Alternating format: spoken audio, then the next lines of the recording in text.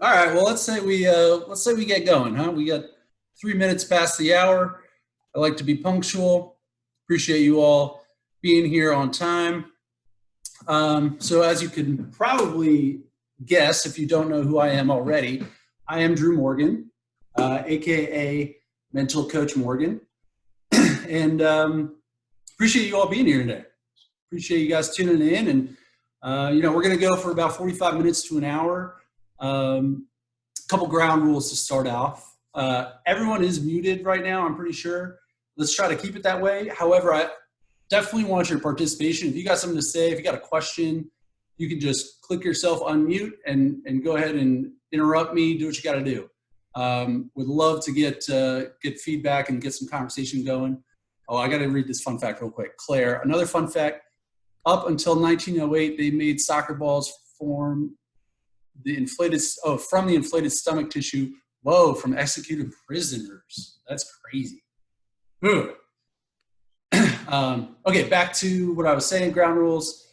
Yeah, keep yourself on mute. Use this chat box. This is a great way to interact. I'm going to be asking questions throughout, so you can pop them on the chat box. You can just keep them to yourself, write them down.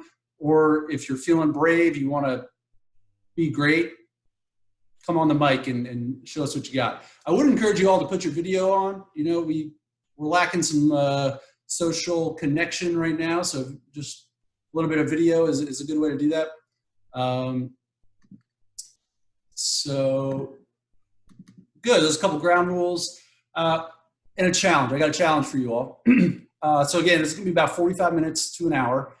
I wanna challenge you to take that time to make this a mental training hour. So dedicate it to being focused and improving your attention and focus. So if you get distracted, come back and refocus as quickly as you can. Maybe that means put your phone away. I'm going to try to make this as dull and boring as possible to make it as challenging as possible. So we'll see how good you are. No, I'm going to try to keep it interactive and keep it moving. So briefly about me, I am a mental performance coach, and the slides are not on where I need to be. Okay, everyone close your eyes real quick. All right, here we go. That's what I need. All right, so we're at overcoming adversity. So I have a master's degree in sports psychology, a MBA as well. I'm certified through the Association for Applied Sports Psychology. Basically what I do in a nutshell is I try to improve performance through what we know about the mind. So I use psychology and try to use that so that to enhance our performance. Historically, psychology has really been about what's wrong with you, but sports psychology is really about what's right with you, and let's boost that up a little bit. So tonight we're talking about adversity and resilience. Because honestly, it's a tough time right now, and we're all battling through it. We're all battling through some adversity. One of my key tenets, one of my key beliefs is that sport is a great way to learn about life and to learn life lessons, especially adversity and failure. But also the same is true in reverse. We can learn from adversity and failure in our lives and apply it to our performance. So I think most of you all are athletes, but you might not be. And I do want to learn a little bit about you guys. First, I want to know, all right, so where are you calling in from? So this is a little thing that I do to kind of gauge where we're at. So if you text the number 22333, you text that number, and in the body of it, text Drew Morgan 622. You will then be able to respond on text message where you're calling in from. So you pop that in, and it should pop up to let us all see. Okay, we got Australia. Nice. Mental Coach Morgan is global.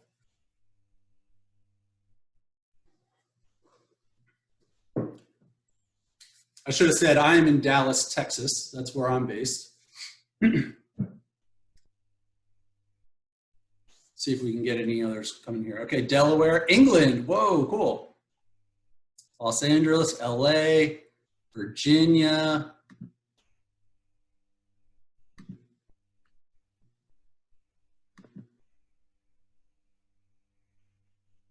number of Virginias. It's my home state.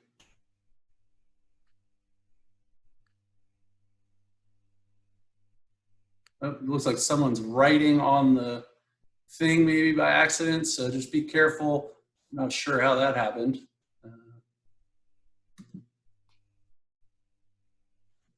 Boston, nice.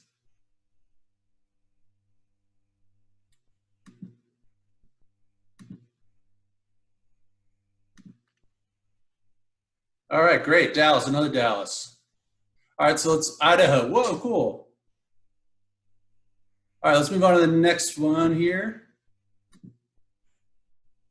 So what is your sport or performance? So I see Miami, someone tried to write that. So if we can just avoid that because it's a little distracting. Okay, so soccer. So this is on to what is your sport or performance? You can also feel free to respond to it in the chat box if that's easier. Yoga, running, sailing,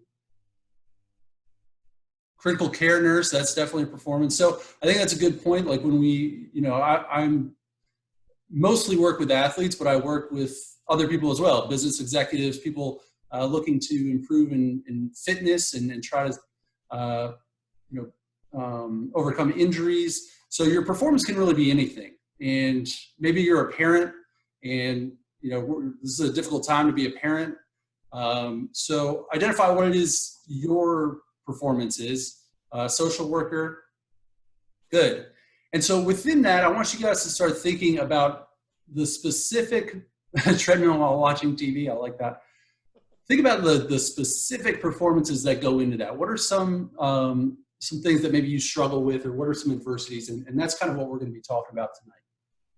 Cool. All right, so what are we doing tonight? We're talking about resilience. We're talking about bouncing back from adversity. And in that, we're really going to be talking about optimism. And we're going to be looking at how optimism can be the engine for resilience. That's really what powers resilience. There's a lot of different ways we can be resilient. And I don't have time to cover them all tonight, so we're going to be talking about optimism. And then we're also going to be talking about, where are these stars coming from? So whoever's doing that, if it's a bit distracting for me. All right, so optimism, we're going to be talking about really how we can restructure our thoughts in the moment. So I'm going to be teaching you a mental skill that can be used in the moment when you're actually facing that adversity right in the moment. So way of changing our thinking patterns. And then finally, we're going to be talking about understanding your why and towards developing long-term resilience. Another term kind of for long-term resilience can be looked at as grit. So Angela Duckworth does a lot of research in grit, and it's really the passion and perseverance towards a long-term goal. And understanding your why can be key in obtaining that long-term resilience. So my goal for you is tonight is to come out of here with 2 mental skills for resilience. One that you can use in the moment, and one that can be kind of more longer term to kind of keep you going on longer term goals. Cool? So I want you to think about this. I would love for you to pop it in the chat box if you'd like, or you can just kind of write it off to the side. But what was a time in your life when you faced adversity? And how did you overcome that? So just take a second and kind of think about that.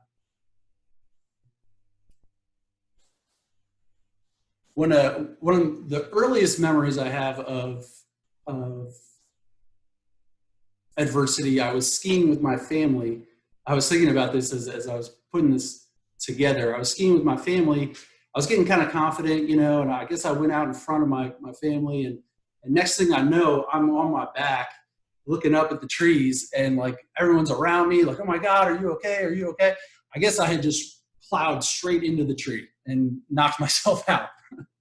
So I had to go down the hill and to the hospital, and I guess I was fine, no concussion or anything. But I got a helmet, and I popped back up and went right back out there the next day. So, you know, little taste of adversity there.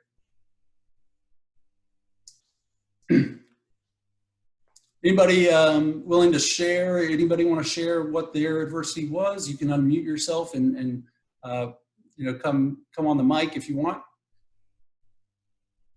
Okay, Darlon, moving away from home into a very toxic environment while still having to perform well at hockey all alone. Oof, that is tough. That's very hard.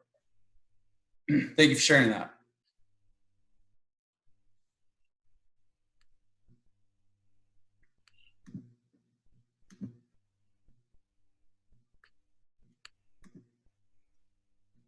All right, let's move on to the next one here. So what in your specific sport or your performance, can you identify a typical time when you experience adversity? Is there a common recurring adversity that you face?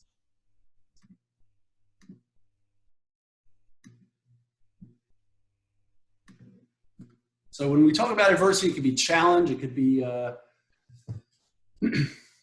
you know, anything that you struggle with that you know that you've got to do.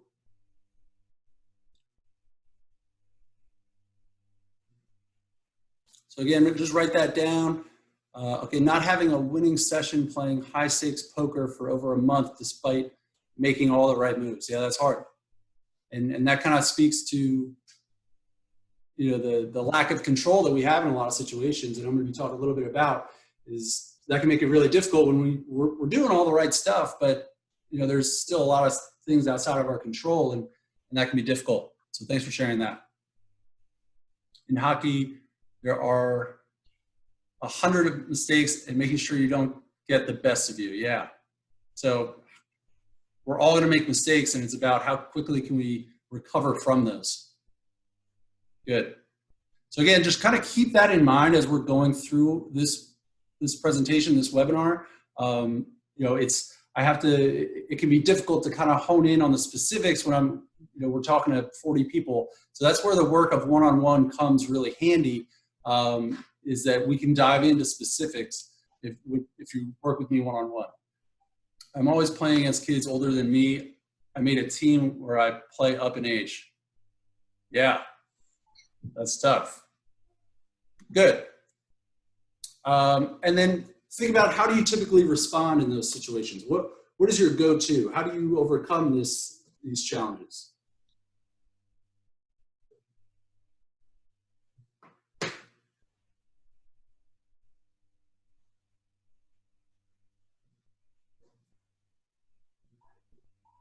Stay consistent. Do what got you there. Yeah, good. Focusing on the end goal. That's a good one. Find people to support you. That's huge. Yeah. Find people trying to stay calm, staying patient. Good. Yeah. So, I mean, I think the point of all this is that you guys already have faced adversity. You've probably faced it time and time again throughout your life. So you already have a lot of skills to overcome adversity. What I hope to give you today is just some things to boost that, to take it to the next level. But you guys are already resilient. It's about recognizing where that power comes from. So I want to talk about a little story here. Viktor Frankl, my man Viktor. He was born in the 1900s in Austria, early 1900s, and he was a genius. He, from an early age, he was just really smart and became a psychologist, psychiatrist, a neurologist. And early age, he was like writing letters to Sigmund Freud. And Freud, at the age of, when he was 16, Freud asked if he could publish one of his articles. I mean, that's how smart he was. And so he was Jewish and living in Austria at the time. He was there during the Nazi invasion. And unfortunately, his wife, and his family got taken by the Nazis and put into concentration camps. So what makes his experience distinct is that he was a psychologist, and he was looking at this experience of him being in these concentration camps. So he was in Auschwitz, And he has a book called Man's Search for Meaning. And in the book, he describes all the terrible things that he witnessed and had to go through. 5-hour-long marches in the snow with no shoes on, not having any food. And he started to theorize why certain people were persistent and resilient and why other people weren't.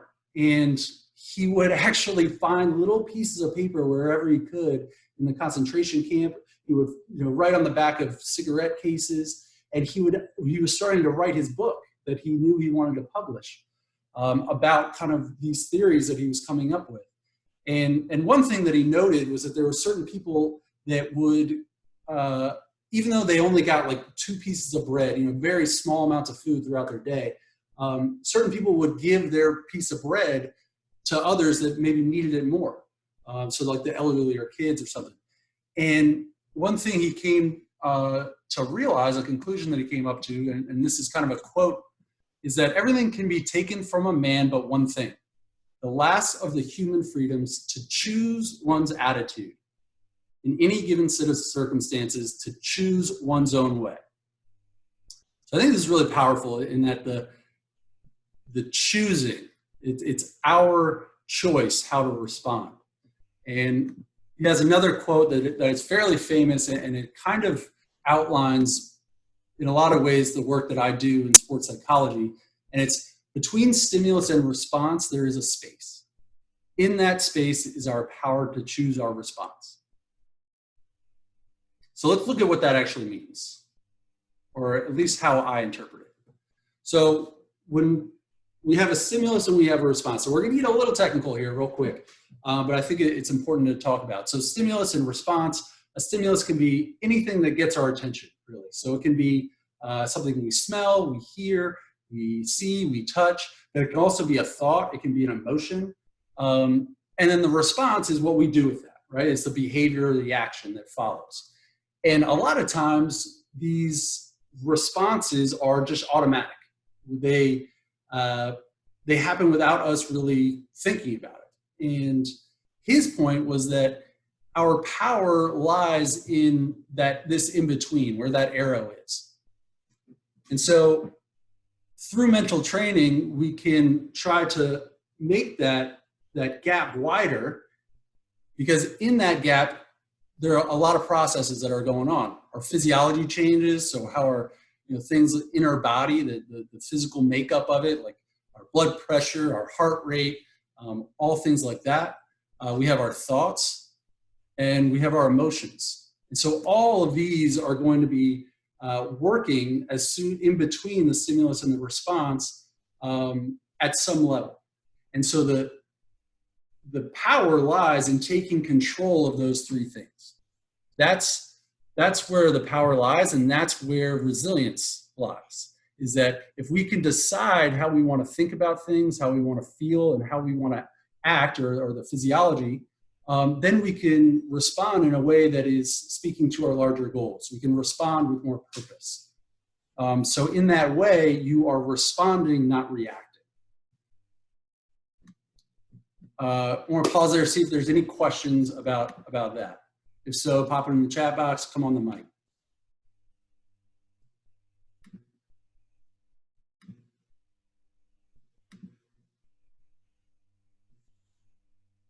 Drew, is this an okay time to unmute? Yeah, Andrew, Smitty.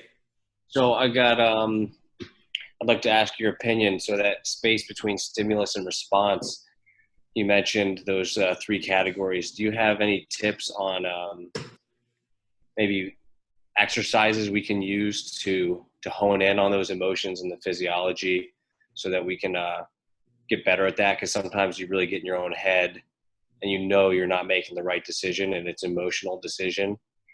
So, what are some things we can do to rehearse that? Yeah, good question. So the first step in if you're trying to change any of these is that you first have to be aware of them. And that's often the hardest part, because a lot of this happens kind of right below our conscious awareness. And so becoming aware of it first is important. And one of the easiest ways to work on that self-awareness piece is through meditation and mindfulness. That can help quiet the mind and also help turn up the volume on some of these thoughts and emotions that you're feeling, and then you can kind of act on it.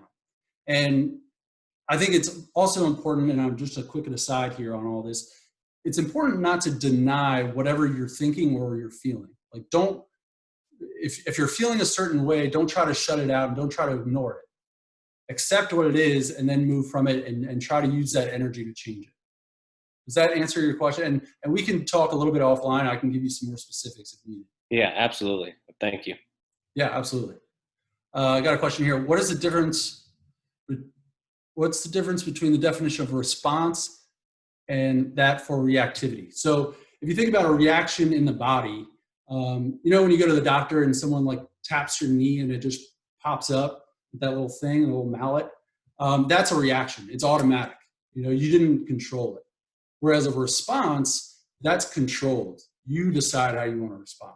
So a lot of times we will react in a certain way. I know I will I have a lot of reactions with this. Like I'll go on my phone, I'll be texting somebody, and then I'll just instantly pull up Instagram for some reason. It's like, I didn't really choose to do that. It was a reaction. Okay, another question. Tips for how one stay positive and have that mindset if surrounded by people who are underachieving and are negative? Good question. So we're going to be talking about optimism, and hopefully that kind of gets to that question. If not, bring it back up at the end. All right, I'm going to move on here. So again, what we're talking about is resilience. It is your ability to bounce back from adversity and grow from challenges. So a lot of the research that I'm going to be talking about tonight comes out of the University of Pennsylvania. They have they call it the Resilience Project. And there's also some research by Dr. Martin Seligman. He's got some great books if anybody's interested. And this curriculum or some of these lessons I'm going to be teaching are actually taught to the U.S. Army. So these are resilience skills taught to soldiers in the U.S. Army to better improve their resilience. So you're getting kind of the same lessons here. So another little poll here. How resilient do you think you are?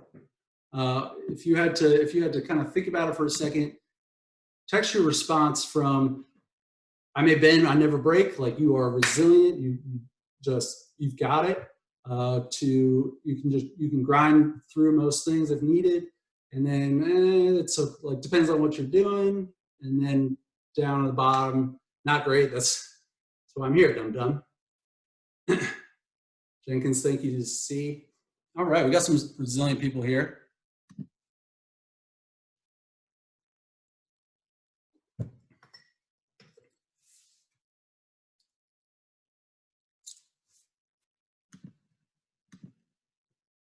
Highly dependent on interest level of activity. Yes, absolutely. Depends on the mood I'm in. Yeah, so it can certainly vary depending on what the task is and what you're doing. And if you're confident in something, you're typically going to be more resilient in that because you have just a higher self-belief. So we're going to get into that BEC. So yeah, we got some resilient people here. That's great. So again, you're already probably got the skills. It's just about boosting it a little bit. All right, so in looking at, there's again a lot of variables that come into play with resilience that contribute to resilience. So self-awareness, I just kind of briefly talked about. Self-regulation, so can you control those processes that are going on inside your body, the thoughts, the emotions? Can you control your actions and your behavior? And then mental agility. I think this is really important. This is, can you change the perspective of the situation if needed? People that are really resilient can quickly kind of shift the situation so that they're not feeling as threatened or it's not a situation that they fear. And then mastery of self-efficacy. So again, like I talked about, if you are more confident in a certain thing, you're typically going to be more resilient because you feel like you can do anything. Whereas if you don't feel confident and you get to a roadblock, you're going to be like, whatever. And then finally, connection and positive institutions. I mean, this is huge. Our social support is by far one of the most important parts of resilience. So when I was, pause for a brief story here. I played a lot of sports growing up. Basketball, baseball, golf, and I guess I was best at baseball, but slightly above average. And so the last game of my senior year, I had already committed to playing in college, and second to last game of my senior year, I threw a pitch. I heard a pop. I was like, oh, it's probably not good. But I just went ahead and threw another one a little bit harder, and I heard a louder pop and felt it. And so I injured my arm, and I had Tommy John surgery, if anybody's familiar with that. It's like a common injury for baseball players. And I never really bounced back. I never was able to get over it because largely, looking back, when I moved to the new school, I didn't really have a good social support system. I wasn't really embedded in the team yet. I didn't know the physical therapists or the trainers. So it was really hard for me to rely on other people. So this is a really important part of resilience. Dr. James Andrews, shout out. Yeah, Dr. James Andrews, if you know him, he actually did do my surgery, which is pretty wild. But the biggest factor we're talking about tonight is optimism.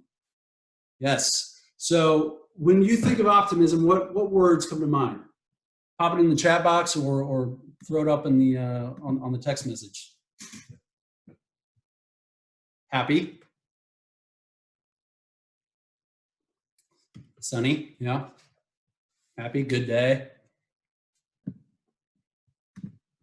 Gratitude, that's a good one. Positivity, G-Mom. Opportunity, going to work out. Yay.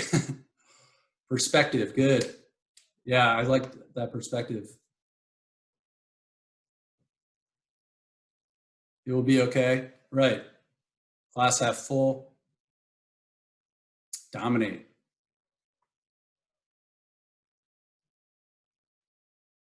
Hope. That's a good one too. Cool. So let's look at what the research says, shall we? Well, so some misconceptions. I love this. A lot of people think optimism is just, it's fine. Everything's gonna be fine. I got this. The house is burning down. It's like, don't worry about it. What's for dinner? That's not optimism. Optimism is not like just thinking happy thoughts. It's not just like sunshine and rainbows. It's not, denying reality and just thinking that everything's going to be okay. Now, I think that's where optimism gets a bad rap sometimes. People often will say, no, I'm a realist, because they don't like the idea of like optimism where they just think everything's going to be fine. But that's really not it. So what is optimism? Optimism is the engine of resilience. So it is a belief in a positive future.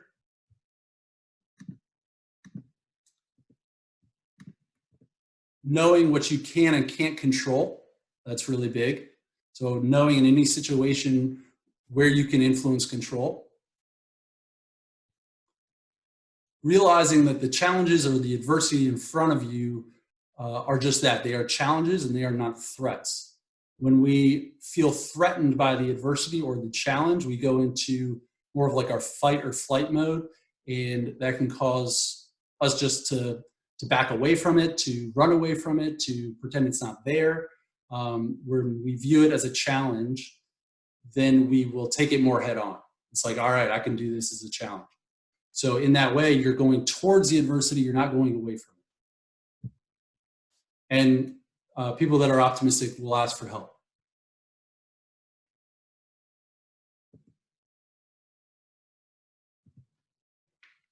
So also, when we're looking at the research, Dr. Martin Seligman, who's one of the prominent researchers in this field, he said it can all be boiled down to how we answer one question.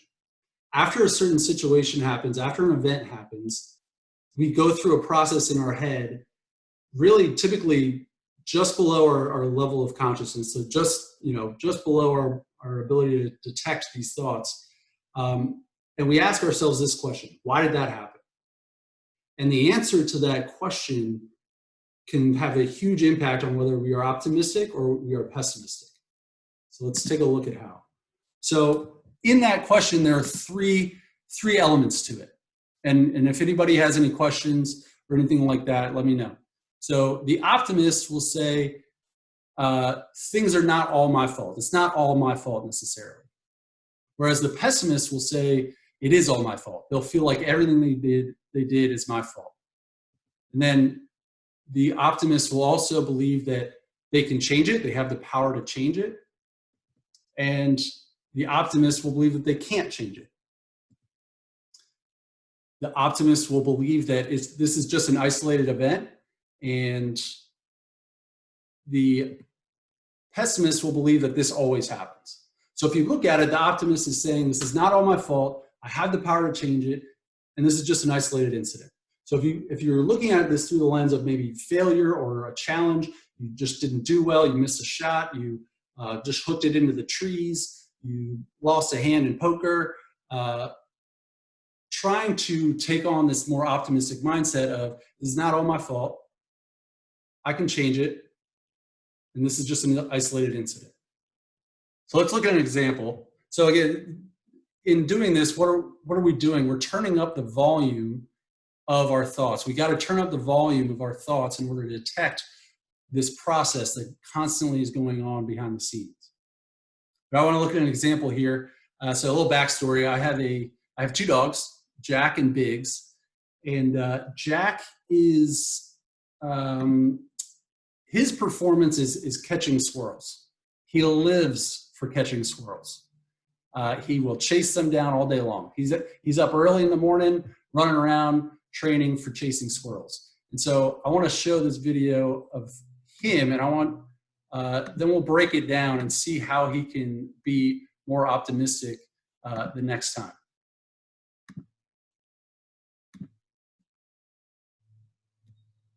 Excuse my feet. So if you see the squirrel right there in the middle by the fence.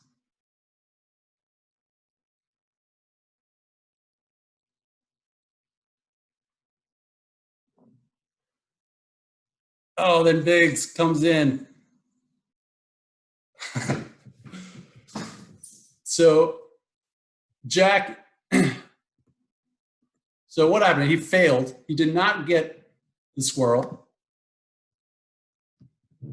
So how can he bounce back? Well, he can think, all right, well, Biggs messed up my approach, so it's not all my fault, because Biggs did come in there and he just kind of messed it all up. And then he can say, he can change it, right? So he'll say, next time I'll just start running before Biggs comes. I'll make sure to get going earlier. And then it's specific to this incident, because he's like, oh, I'll get it the next time. I'm getting closer. Maybe Biggs won't be there next time. This is an isolated incident. Then whereas if he was pessimistic, he might say, I'm just too slow. There's no way I can get any faster. I'm never going to catch these squirrels or any other animal for that matter. Maybe I'm not a good boy, like my dad says. So it actually, in this global sense, people will start to see it as bigger than it is, and they'll start saying more negative things about themselves as a person. So if you say you strike out and you're walking back from the dugout, you might say, oh, I'm just such a bad baseball player in general. Like, I can't hit anything. But it was an isolated incident. It was just one thing, it's hitting you're struggling with, not baseball in general. So this is a way of taking back control, because these processes typically happen automatically, like we talked about, and we often will go on the pessimistic side more often than not, or more often than we even really know. So really taking ownership of your thoughts in that way. So I created a little acronym to help make it a little bit easier to remember. So in optimism, if you want to be optimistic, what are we going to do? Optimism, OPT. oh, is it on me? Is it all my fault? Or can I attribute it to somebody else as well? Is it possible to make a change? What do I have control over here? What can I do differently to make sure I have a different outcome? And then T for time and time again. Does this happen time and time again, or is it just an isolated incident? So I want you guys to all go back to those kind of recurring challenges that you might have in your performance. And I want you to write out a specific thought that you can have that incorporates OPT. And let me know if you have any questions about that pop on the mic or in the chat. So come up with a specific thought, pre-program your thought so that when you face that adversity again, if you fail, if whatever that adversity is for you, you pre-program this thought so that you can then choose to respond. Any questions?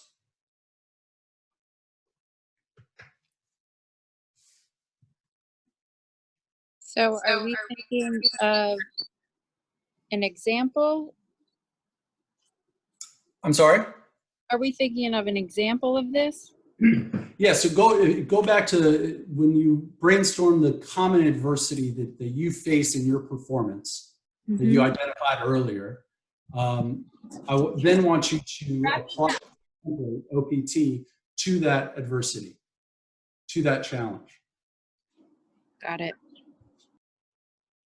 So I'll give you a second to do that.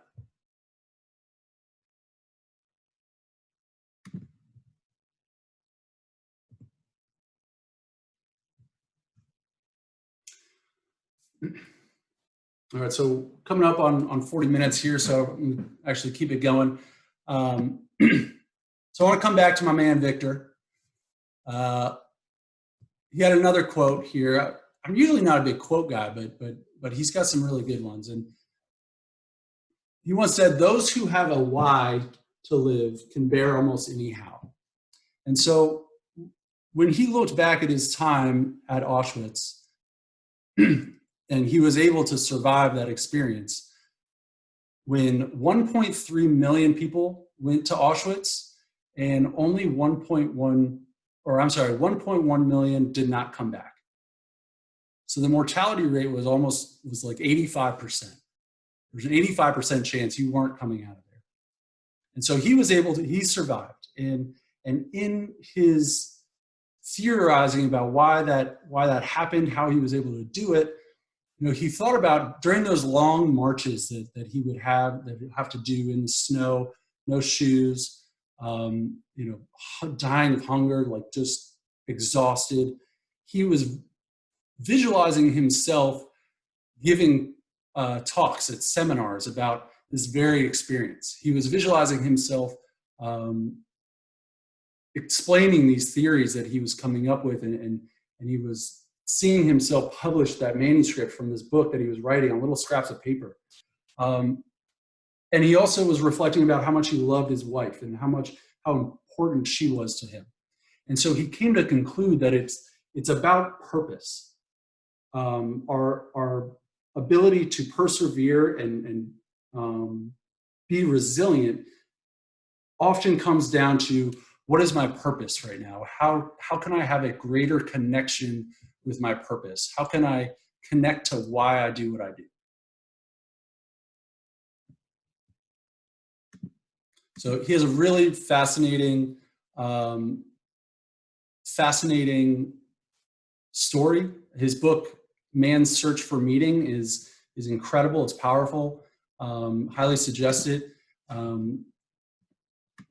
And I want you guys to now reflect on, what is your why? So whatever your performance is, why do you do what you do? So when we explain what we do, we typically do it, and this comes from Simon Sinek. He's got an incredible TED Talk about this very concept. And typically when we talk about what we do, or we talk about it from these three levels. So we first talk about what we do. So I am a mental performance coach. That's usually the first thing that's kind of how I led this talk. Then we might get into how we do it. So I am a mental coach. I teach sports psychology skills and train performers to be at their best. That's how I do it, through sports psychology skills. But we often don't think about or talk about the why we do it. And honestly, this is something I've been reflecting on a lot myself. I used to think it was I just wanted to help people. And while that is true, I think it's kind of a cop-out. I think now it's evolved to more, I do what I do because I want people to be who they want to be. I want to help people be who they want to be. So if you're an athlete, if you are in business, if you are a poker player, like, why do you do what you do? And ask yourself that 3 times. So come up with the first answer to that, and then ask yourself why to that question, and then ask yourself why to that question again. Because each time we're digging a little bit deeper into, your kind of intrinsic motivation or your internal drive of why you do that. And so this can be critical during those times when it feels like nothing's going right. When you feel like you're giving everything you got, but like just no return on investment. You're not seeing any results. Remembering why you do what you do will be important for that. So I'm going to leave you with that, and I'm going to leave you with that thought of trying to identify your why. But I do want to open it up here for questions. I do want to let you know. So these are my social platforms. Shoot me an email if you have any other questions. Check out my website, mentalcoachmorgan.com. I have a mental skills assessment on there that you can take for free to kind of get an idea of where you might stack up on some other of these skills, mental skills.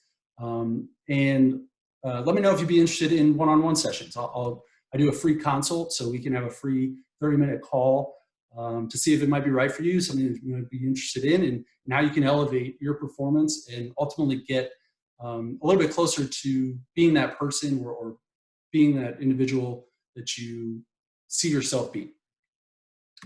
So thank you very much. Let me open it up for any questions.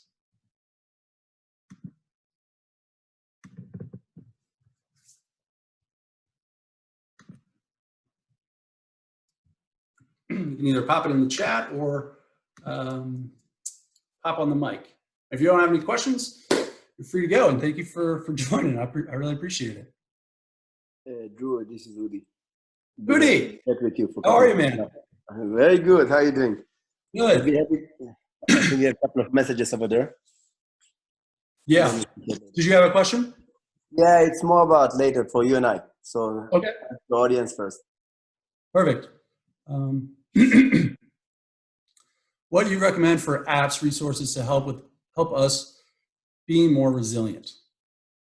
Now, I don't know of any specific resilient apps. I always go to Headspace or Calm. Those are meditation and mindfulness apps. And again, I think the first step in trying to improve these processes are first gaining a better sense of awareness of them. And those are meditation and mindfulness is in my opinion the best way to do it. Emma asked me what I like to do for fun. I like to play golf, play basketball. I did recently have surgery on my knee. I tore my ACL, so still recovering from that. But I like to hike. I've gotten into baking a little bit recently. Been baking some pretzels and things. I had to pause on that because I was gaining the COVID-19. If you catch my drift. All right, some other questions. What do you suggest to clients who are trying to find their why? Jane Lee, can you elaborate on that a little bit more?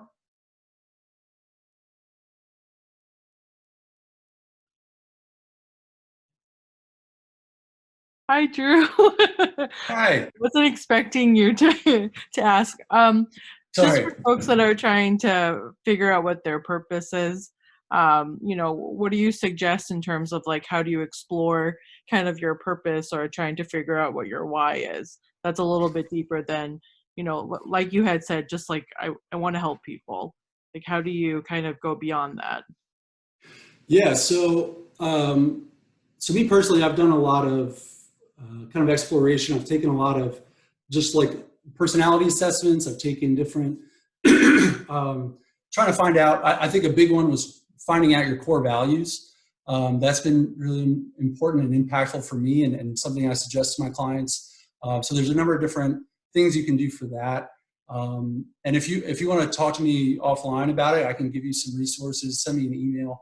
But it's honestly, it's reflection. It's reflection about what is your core values. Where do you want to be? How do you see yourself in 5 years, 10 years down the road? When you're at your best, what does that look like? What are you bringing to the table when you're at your best? And all of these things can kind of then be boiled down and distilled into kind of figuring out what your why is. I hope that, and please send me an email and we can follow up more about that. How long does it take a person to find their why? Does it come as an adult? Good question, Emma.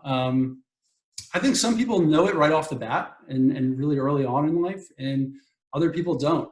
I didn't for a long time. And I think your why is, I think there's a misconception that it'll just kind of come to you at some point, right? Like you're going to just, one day you're just going to trip over your purpose in life. But I believe that it's something that you grow. Like you put time and effort into it, and it comes back in spades. So the more you devote to something, the more you're going to get out of it. So nurturing it in that way, I think, is important. So if you have an inkling, if you have a curiosity about a certain thing, like go down that path, see what comes out of it. I don't think that we it can be tough for a lot of people. I don't think we just stumble over our purpose. Does your why change over time? Could be, yeah. I think it definitely could.